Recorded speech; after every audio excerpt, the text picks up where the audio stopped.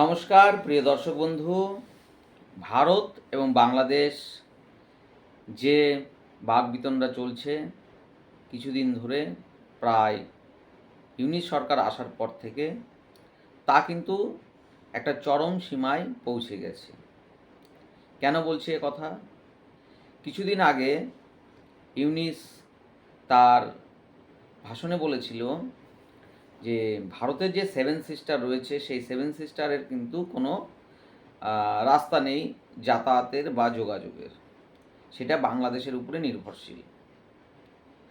আর জলপথটা সেটা নাকি বাংলাদেশের টোটালটাই বাংলাদেশের দখলে। এই ধরনের একটা কথা যখন ইউনিস সরকার বলেছে চীনে গিয়ে, তখন কিন্তু ভারত এতদিন যে ধৈর্য দেখাচ্ছিল সেই ধৈর্যের কিন্তু বাঁধ ভেঙে গেছে। তারা কিন্তু এখন কি করছে, ভারতের তরফ থেকে কিন্তু বড় বড় স্টেপ নেওয়া শুরু করে দিয়েছে। যেমন গোটা বর্ডার এলাকা তারা তারকাটা দিয়ে ঘেরা দেওয়ার ব্যবস্থা করছে, অনেক ভিসা বাতিল করেছে, অবৈধ যেগুলো যাতায়াত চলছিল সেগুলোর উপরেও অনেক নিয়ন্ত্রণ করার চেষ্টা করছে। আর হচ্ছে যেটা সরকারিভাবে ভারত যে ফেসিলিটিটা বাংলাদেশকে দিচ্ছিল, যে বিজনেস করার যে রাস্তা, ভারতের যে রাস্তাটা, সেই রাস্তাটা কিন্তু ইউজ করছিল বাংলাদেশ।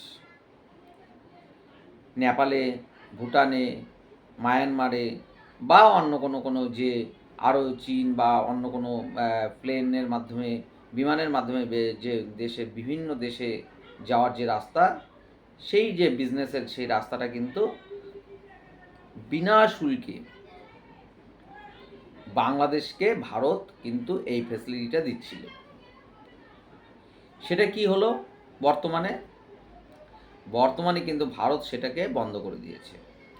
বলেছে যে আমাদের বিভিন্ন কারণবশত আমরা এখন আর সেই ফেসিলিটিটা দিতে পারছি না। আমাদের যে আভ্যন্তরীণ যে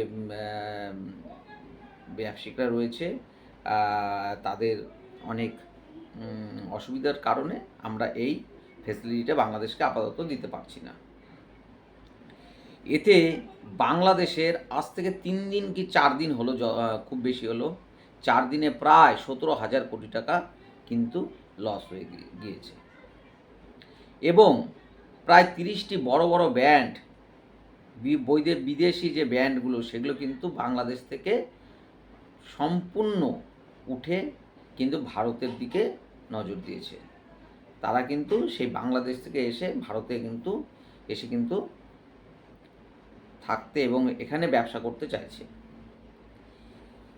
ভারত কিন্তু চাইলে কিন্তু যখন তখন যুদ্ধে কিন্তু নামতে পারে বাংলাদেশের সাথে, এবং সেই বাংলাদেশের সাথে যুদ্ধ করতে গেলে কিন্তু খুব বেশি হলে 2 দিন, 1 দিন, 5 দিন, 7 দিন, 10 দিন, এর বেশি কিন্তু সময় লাগবে না বাংলাদেশকে শায়েস্তা করতে। কিন্তু ভারতের যে অস্ত্র রয়েছে, সেই অস্ত্র ভারত প্রয়োগ করছে যে হাতে নয় ভাতে মারব। এখন তারা যে বিজনেসের যে রাস্তা, সেই রাস্তা যখন বন্ধ করে দিয়েছে, এরপরে কিন্তু আরও বড় বড় পদক্ষেপ নেবে ভারত। আরও অনেক বড় বড় পদক্ষেপ নিতে চলেছে, যার জন্য বাংলাদেশ কিন্তু একদম ছিন্নভিন্ন হতে চলেছে আগামী 2-1 মাসের মধ্যে। বিভিন্নভাবে, বিভিন্ন পদ্ধতিতে, বিভিন্ন রকম, কিন্তু কোনো রকম যুদ্ধ নয়, কোনো রকম অস্ত্রের খেলা নয়। এটা কিন্তু ভারত আগামী 1 থেকে 1.5 মাসের মধ্যে বিভিন্ন রকম অস্ত্র প্রয়োগ করবে, যে অস্ত্র কিন্তু দেখা যাবে না, কোনো ধামাকা হবে না, কিন্তু বাংলাদেশ একদম শুয়ে গোড় পারবে। পাকিস্তানের অবস্থা আজকে কীরকম? পাকিস্তানের সাথে কতটা যুদ্ধ হয়, কিন্তু পাকিস্তানের অর্থনৈতিক অবস্থা একদম ভেঙে চুরমার করে দিয়েছে ভারত। ঠিক সেই রকমই অবস্থা কিন্তু বাংলাদেশের হতে চলেছে। কি বলছিল? Chicken neck. ভারত চাইলে চিকেন নেক নয়, ওটাকে চেস্ট বানিয়ে দিতে কিন্তু ভারতের বেশি সময় লাগবে না।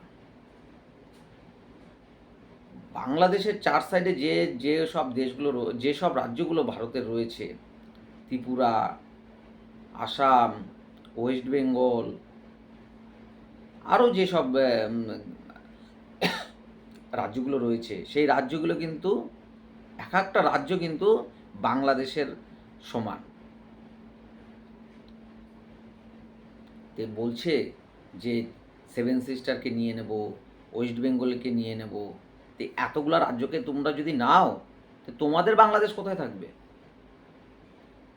হুম? তোমাদের বাংলাদেশ কোথায় থাকবে?